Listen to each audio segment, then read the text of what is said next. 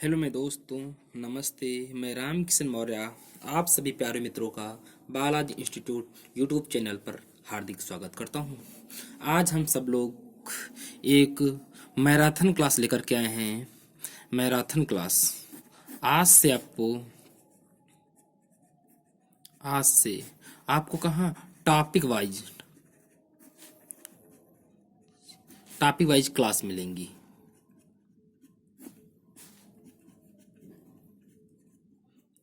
जो भी मेरे भाई बहन क्लास 10th में पढ़ते हैं, ठीक है, जो भी मेरे भाई बहन क्लास 10th में पढ़ते हैं उनके लिए क्लास बहुत इम्पोर्टेंट है।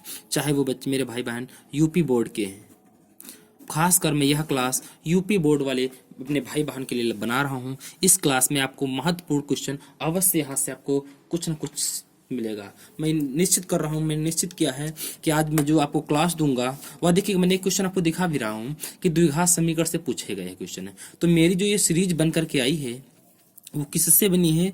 वो द्विघात समीकरण से है। द्विघात समीकरण से है। तो इसके देखिए, द्विघात समीकरण से मैं क्या लाया हूं? मैं टॉप 30 क्वेश्चन लाया हूं। अगर वीडियो बड़ी होगी तो भले मैं इसके पार्ट बना दूं, पार्ट 1 कर दूं, पार्ट 2 कर दूं और पार्ट 3 कर दूं। मैं ये निश्चित आपको विश्वास दिलाता हूं, ठीक है, मैं आपको ये निश्चित विश्वास दिलाता हूं कि इन तीनों पार्टों में जो द्विघात समीकरण में क्वेश्चन बनाए हैं 30 क्वेश्चन टॉप, अवश्य आपको बोर्ड में इसमें मिलेंगे। इसमें से आपको पेपर में अवश्य देखने को मिलेंगे क्वेश्चन। अगर हूबहू यही क्वेश्चन नहीं फंसा तो यह गारंटी के साथ मैं निश्चित करता हूं, क्वेश्चन विश्वास दिलाता हूं कि इस टाइप का क्वेश्चन अवश्य आपको मिलेगा।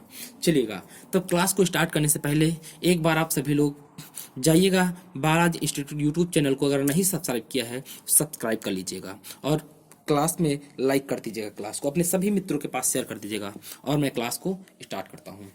तो मैं क्लास को स्टार्ट करने से पहले आपको कुछ क्लास संबंधी सूत्र से आपको अवगत कराता हूं, क्योंकि देखिएगा, जब तक सूत्र आपको नहीं समझ में आएगा तब तक क्लास का मतलब कुछ नहीं है, ठीक है। तो सूत्र कुछ फार्मूला मैं आपको बताता हूं। देखिएगा, जैसे मैं यहां से द्विघात समीकरण पढ़ने जा रहा हूं। देखिए भैया, क्या पढ़ूंगा? द्विघात समीकरण। मैं आपको टॉप 30 क्वेश्चन कराऊंगा। कितने? Top 30 question. यह पार्ट 1 है, ठीक है, पहला क्वेश्चन पार्ट है। जितने क्वेश्चन हो सकेंगे मैं उतने ज़्यादा से ज़्यादा क्वेश्चन कराऊंगा, ठीक है। मैंने 30 क्वेश्चन बना लिए हैं आपके पेपर की दृष्टि से। मैंने देखिएगा पुराने क्वेश्चन सारे देखे हैं, जैसे बोर्ड एग्जाम में आते हैं मैंने उस टाइप से क्वेश्चन तैयार किए हैं। चलिएगा, यदि आपसे पूछा जाता है कि आप पहले सबसे पहली बात बताइएगा, द्विघात समीकरण जो ये है, ठीक है, ये द्विघात समीकरण क्या होती है? तो इसका जो मानक रूप है, क्या है? मानक रूप। तो मानक रूप इसका होता है A X square plus B X plus C equal 0। ये क्या है? ये द्विघात समीकरण का मानक रूप है। जैसे मैं आपसे कह दूंगा, एक इक्वेशन दूंगा, कहूंगा 3x² plus 6x minus 20 equal 0। तो ए का मान बताइएगा, कैसे आप बताएंगे इसमें क्या ए का मान है? तो आपको देखिएगा यहाँ पर तुलना करनी होगी दोनों इक्वेशनों में। ये मानक रूप आपको याद करना पड़ेगा, ठीक है। ये क्वेश्चन आपको इस प्रकार से दी होगी, तो आपको दोनों में इक्वेशनों में तुलना करना होगा। देखिए, समझिए मेरी बात को। जैसे यहाँ पर x² का टर्म है, कौन है x² का टर्म? ए। तो वैसे भी यहाँ x² का टर्म कौन है? 3। तो आप कह देंगे ए का मान कितना है? 3। वैसे यहाँ पर b का मान टर्म कौन है? देखिए, प्लस का b है। x का टर्म कौन है? प्लस का b। वैसे यहाँ पर x का टर्म कौन है? प्लस का 6 है। तो आप कहेंगे b का मान है प्लस का 6। वैसे ही देखिएगा, प्लस c बराबर क्या है? माइनस 20। तो प्लस का c बराबर माइनस के 20। कह सकते हैं c का मान क्या है? माइनस का 20। इस प्रकार आपको तुलना करनी होगी। चलिएगा, अब हम सब लोग पहले सूत्र नोट कर लेते हैं, फिर क्वेश्चन देखते हैं। देखिएगा, द्विघात समीकरण में यहाँ कहाँ से क्वेश्चन फार्मूले आते हैं। देखिएगा, जैसे क्वेश्चन अगला देखिए भैया, द्विघात समीकरण आप समझ गए। अब आपसे कह देगा यही द्विघात समीकरण है। द्विघात समीकरण, अगर इसको कहेगा हल करने के लिए, आपसे क्या कहेगा? हल करने के लिए। तो इसके देखिए कई टाइप होते हैं। जैसे आपसे कह देगा गुणनखंड विधि द्वारा हल करो। कौन सी विधि? गुणनखंड विधि,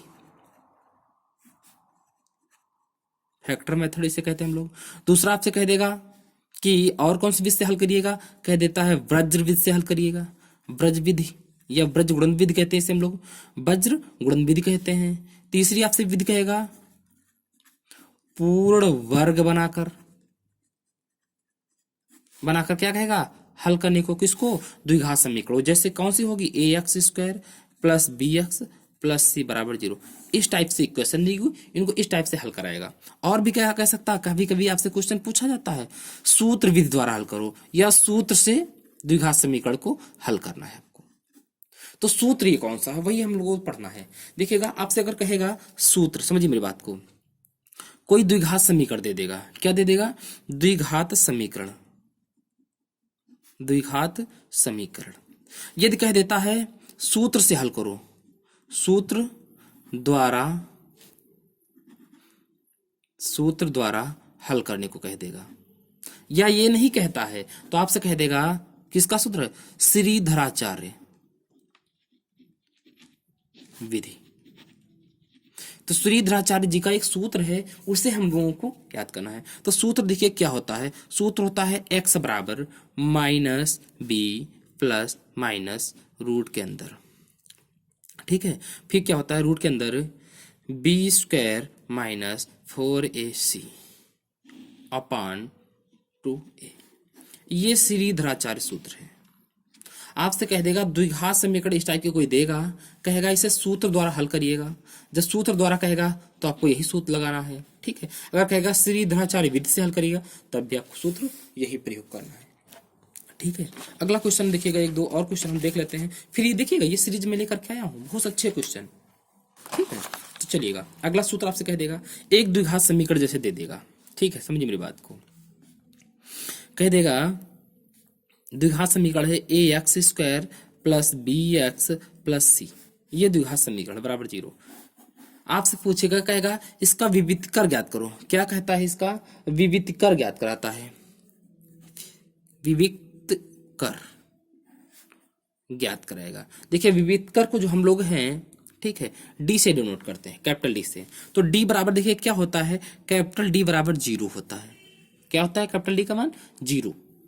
अब लेकिन डी के बराबर सूत्र हमें क्या याद रखना है, डी का मान 0 कब होता है ये भी आपको बताता हूं, ठीक है। लेकिन तो डी बराबर क्या होता है, डी बराबर होता है बी स्क्वायर, स्मॉल में लगा लिख लीजिएगा, बी स्क्वायर माइनस 4ac।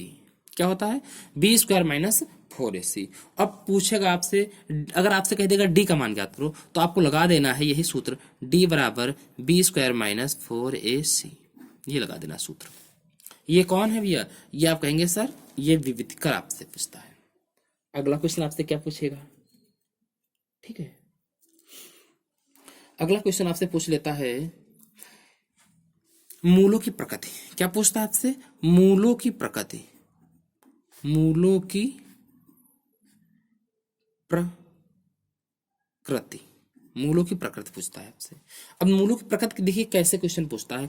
यदि ये डी हमने निकाला था विवितकर, ठीक है, मेरी बात को समझ लीजिएगा, बस सूत्र यहीं पर हम लोग पढ़ लेते हैं, थोड़े उससे और हैं, विवितकर, ठीक है।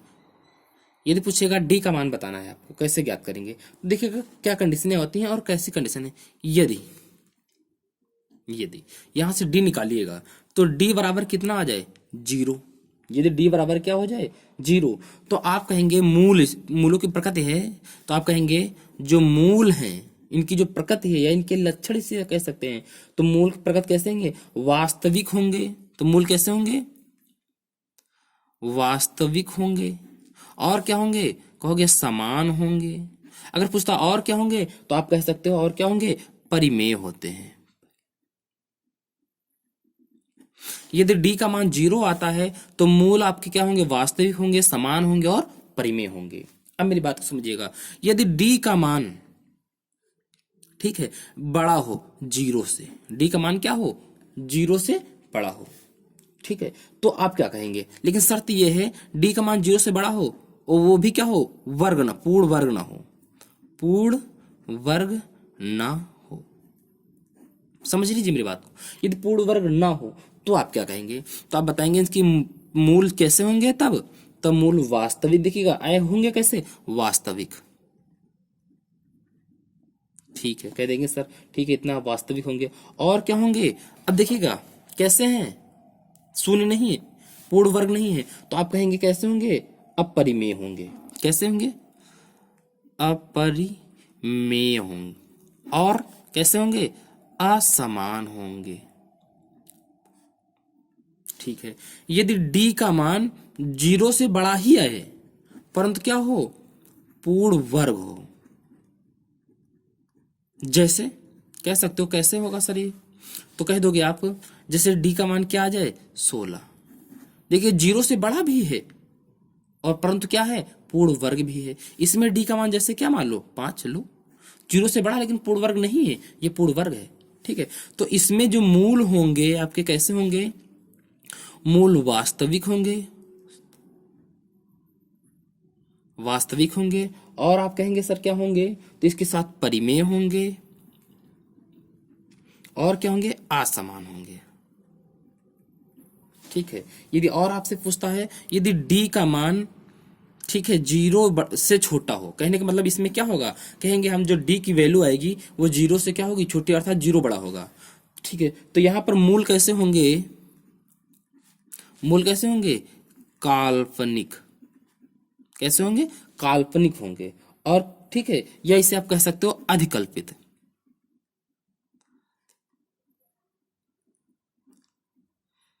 अधिकल्पित कैसे होंगे, अधिकल्पित होंगे। ठीक है, और आपसे क्या क्वेश्चन पूछता देखिएगा, अब यहाँ पर फिर समझ लीजिएगा, यदि d कैसे निकाला जाता है, d बराबर देखिए मैंने बताया होता है b स्क्वायर माइनस 4ac। यहाँ से d की वैल्यू निकाल लीजिएगा। यदि d का मान 0 आ जाए तो उस समी के जो मूल होंगे उसकी प्रकृति कैसी होगी, वास्तविक होंगे, समान होंगे, परिमेय होंगे। यदि d का मान बड़ा हो 0 से लेकिन पूर्ण वर्ग ना हो तो मूल कैसे होंगे, वास्तविक होंगे, अपरिमेय होंगे और असमान होंगे। ठीक है, डी का यदि बड़ा हो 0 से, क्या हो साथ में लेकिन पूर्ण वर्ग हो, तो मूल वास्तविक होंगे, परिमेय होंगे और असमान होंगे। यदि डी का मान छोटा हो 0 से तो मूल कैसे होंगे, काल्पनिक, जिसे हम लोग क्या कहते हैं, अधिकल्पित। अब मेरी बात को समझिएगा भैया, देखिए यहां तक समझ में आ गया ना, यहां तक कोई दिक्कत किसी को नहीं। अब थोड़ी सी और कुछ सूत्र रह गए हैं वो भी समझ लीजिएगा। आपसे कहेगा, आपको मूल दे देगा, ठीक है, क्या दे देगा, मूल, और आपसे पूछता है कि कहेगा समीकरण ज्ञात करो। क्या कहेगा, कहेगा समीकरण ज्ञात करो। मूल अल्फा व बीटा है, मूल कहेगा मूल अल्फा व बीटा है। तब देखिए कोई द्विघात समीकरण होगी, क्या होगी, द्विघात समीकरण यदि है तो यह निश्चित है इसके मूल कितने होंगे, इसके मूल कितने होंगे, इसके 2 मूल होना निश्चित है। कितने मूल होंगे, 2 होंगे। ठीक है, उन्हीं की प्रकृति अभी हमने आपको ऊपर बताई है। अब कैसे होते हैं, आप समझिए, यदि आपको 2 मूल दे दे और आपसे क्या ज्ञात कराए, समीकरण, तो आपको क्या होता है,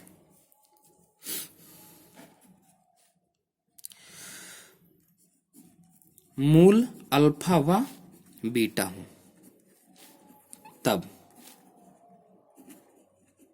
द्विघात समीकरण, तब द्विघात समीकरण। देखिए क्या होती है, तो आपको निकालना होगा, होती है द्विघात समीकरण एक्स स्क्वायर माइनस, यहां क्या करना है, मूलों का योगफल इनटू में एक्स, फिर क्या होता है प्लस मूलों का गुणनफल, मूलों का गुणनफल इक्वल 0। ये आपकी क्या होती है, ये द्विघात समीकरण निकालने का सूत्र है भैया। यदि आपको क्या निकालना हो, द्विघात समीकरण निकालना, ज्ञात करना हो। अब इसे और मैं कैसे, देखो मूल मैंने अल्फा बीटा बेटे हैं, अल्फा और बीटा माने हैं, तो योग क्या होगा समझ लीजिएगा। आप कहेंगे अल्फा प्लस बीटा, और गुणा इनका क्या होगा, गुणा, तो होगा अल्फा इंटू बीटा। तो हम इसे 60 भाषा में इस सूत्र को लिख सकते हैं। देखिए एक्स स्क्वायर लिख दिया, एक्स स्क्वायर माइनस मूलों का योगफल क्या है, अल्फा प्लस बीटा। ठीक है, और फिर क्या है बाहर एक्स प्लस मूलों का गुणनफल क्या है, देखिएगा अल्फा इंटू बीटा, एक ब्रैकेट में बराबर 0। आप ये भी इसे कह सकते हैं अगर इतना बड़ा नहीं याद करते हैं। ठीक है, ये आपके इतने सूत्र भी है। और एक बात समझ लीजिएगा, यदि द्विघात समीकरण कोई हो, मानक द्विघात समीकरण क्या मान होती है, A X square plus B X plus C बराबर 0 के मूल अल्फा व बीटा हों तो अल्फा प्लस बीटा बराबर होता है माइनस बी अपॉन ए, याद रखना आपको, और अल्फा इंटू बीटा बराबर होता है सी अपॉन ए। ये दो सूत्र आपको और याद रखने हैं। यदि आपको क्या कह देगा, जो मानक समीकरण दे दिया जाए, कह दे मूल अल्फा और बीटा हो, तब दो मूलों का योगफल, इनके जो मूल होंगे उनका योग क्या होगा, ये alpha plus beta minus B upon A, B का गुणांक और ए, ठीक है, अल्फा इंटू बीटा सी और ए, सी अपॉन ए होता है, ठीक है, ये याद रखने हैं। आपके सूत्र यहां तक पूरे कंप्लीट हो गए हैं, द्विघात समीकरण के सूत्र पूरे कंप्लीट हो गए हैं। द्विघात समीकरण के सूत्र हो गए पूरे। अगली क्लास में आपको कल पार्ट 1 दूंगा टॉप 30 क्वेश्चन के, ठीक है। आप सब लोग अच्छे से देख लीजिएगा, सूत्र ये सारे याद कर लेना, ठीक है। यही आपके समझिएगा, ये जो आपके सूत्र हैं यही आपको बहुत अच्छे से सब कुछ दिलाएंगे। देखिएगा भैया, ये जो सूत्र आपके हैं, यहाँ तो कोई दिक्कत हो बताओ, ठीक है भैया।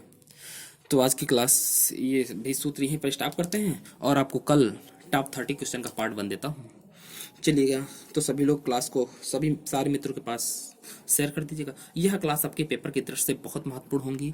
मैं निश्चित आपको दिलाता हूँ, भरोसा दिलाता हूँ, जो आपके 70 नंबर की मैथ आई है, मैं यहाँ से जो टॉप 30 क्वेश्चन दूंगा, यदि आप इतने तैयार कर लिए तो ये 100% है, आपका भरोसा समझिएगा। आपके 60+ नंबर आना तय है, जो 70 नंबर हैं, ठीक है, इसमें से।